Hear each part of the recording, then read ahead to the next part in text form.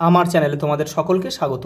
আজ আমরা class 4-এর Ryan Martin প্রশ্নবিচিত্রা থেকে বাংলার তৃতীয় পর্যায়ক্রমিক মূল্যায়নের চতুর্থ স্কুল সলভ করব।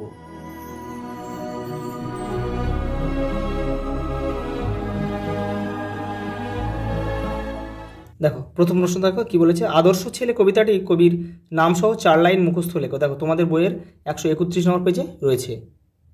এই দেখো, আদর্শ ছেলে কুসুম কুমারী দাস 4 লাইন বলেছে, মানে আমাদের দেশে হবে সেই ছেলে কবে, এখান থেকে এই যে মানুষ হইতে হবে, এই তার প্রণ, এই পর্যন্ত লিখবে।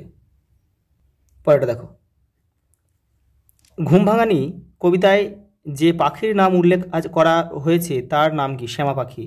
মারমেড কথার অর্থ কি? জলকন্যা। শুশুক কোন নদীতে দেখা যায়? পিংলা। জোরে জোরে হাঁটো তখন ওদের লাগে না, কথাটা কে বলেছিল? মুচিরা বলেছিল। 1893 খ্রিস্টাব্দে জ্যোতির বয়স কত হয়েছিল?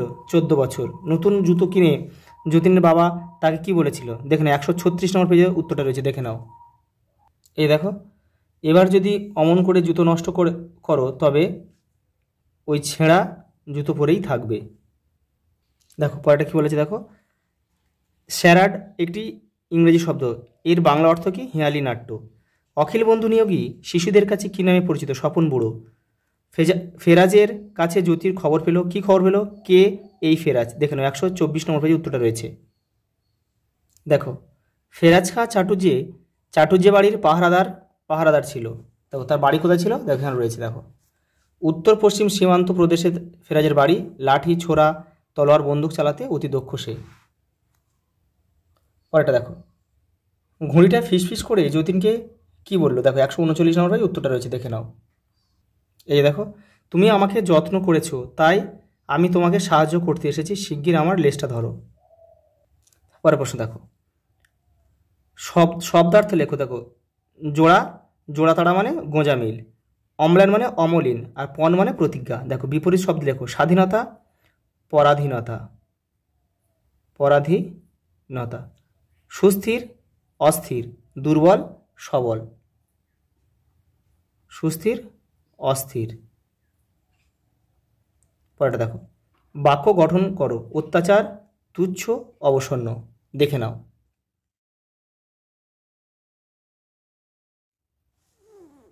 পরেরটা দেখো, নিচের বাক্যগুলির কর্তা কর্মক্রিয়া চিহ্নিত করে লেখো। দেখো, মা সাঁতার শেখাচ্ছেন। মা হচ্ছে কর্তা। আচ্ছা, এই সাঁতার হচ্ছে কর্ম, আর শেখাতেন এটা হচ্ছে ক্রিয়া। পরেরটা দেখো, মামা একটা টাট্টু ঘোড়া কিনে দিলেন। দেখো, এই মামা হচ্ছে কর্তা, আর একটা টাট্টু ঘোড়া হচ্ছে কর্ম, আর কিনে দিলেনটা হচ্ছে ক্রিয়া। ক্রিয়াকে কি দিয়ে প্রশ্ন করলে কিন্তু কর্ম পাওয়া যায়। পরেরটা দেখো, শব্দযুগলের অর্থ পার্থক্য লেখো। দেখো, সাপ তালবসায়কার প সাপ মানে অভিশাপ, আর দন্তস্বয়কার প সাপ মানে সরীসৃপ বিশেষ। এই বান বয়াকার দন্তনা বান মানে বন্যা, আর এই বয়াকার মধ্যাহ্ন বান মানে তীর বা স্বর।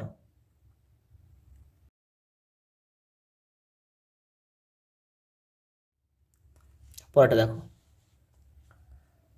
অল্পপ্রাণ ও মহাপ্রাণ বর্ণের দুটি উদাহরণ দাও। দেখো, অল্পপ্রাণ মানে যেগুলো উচ্চারণ করতে কম সময় লাগে। দেখো, ক খ, আর এই মহাপ্রাণ হচ্ছে গ আর ঘ। বর্ণ বিশ্লেষণ করো। দেখো, মজবুত। দেখে নাও, এখানে করে দিচ্ছি। দেখো প্রথমে মটাকে ভাঙো। ম হচ্ছে ম আর অ, ম যোগ অ হচ্ছে ম। আর বর্গে যা, তাহলে বর্গে যা যোগ অ, আর বয়স্যু, তাহলে ব যোগ হস্যু, আর কি, আর ত যোগ অ, ত যোগ অ, হয়ে গেল মজবুত। এবার কি আছে দেখো, মাতব্বর। আচ্ছা, ময়াকার, তাহলে ম যোগ আ, ত যোগ, দেখো ত যোগ অ। এবার দেখো কটা ব আছে?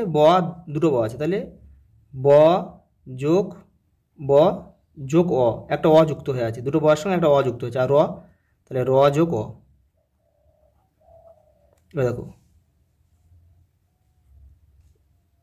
দেখো মুশকিল, তাহলে এটা মুশকিলটা কী হবে দেখো, ময়ের সঙ্গে হর্ষকার যুক্ত হয়েছে, হর্ষও যুক্ত হয়েছে, তাহলে ম যোগ হর্ষ তালবস্যা, তাহলে তালবস্যা যোগ অ মুশকিল, তাহলে কয়ের সঙ্গে হর্ষইকার জুড়ে আছে, তাহলে কিল কয় হর্ষই, আর ল যোগ অ হয়ে গেল মুশকিল।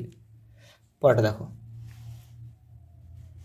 কী আছে, লাস্ট কি দিয়েছে দেখো, দুটো প্রশ্ন দিয়েছে। শীতকাল নিয়ে রচনা লিখতে হবে 10টি বাক্যে, আর বাঙালির উৎসব সম্বন্ধে 10টি বাক্যে একটি রচনা লেখো। দেখে নাও।